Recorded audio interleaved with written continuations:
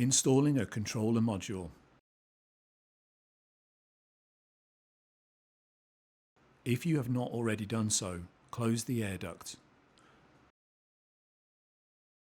Align the end of the controller module with the opening in the chassis and then gently push the controller module halfway into the system.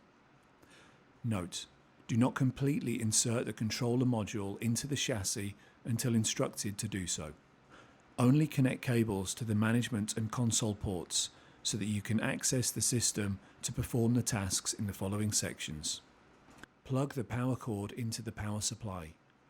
Using the locking latches, firmly push the controller module into the chassis until the locking latches begin to rise. Fully seat the controller module in the chassis by rotating the locking latches upward, tilting them so that they clear the locking pins.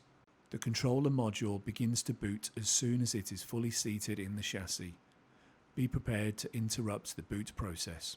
Interrupt the normal boot process and boot to loader by pressing Ctrl and C. Note: if your system stops at the boot menu, select the option to boot to loader. At the loader prompt, enter buy to reinitialize the PCIe cards and other components. Interrupt the boot process and boot to the loader prompt by pressing Ctrl and C.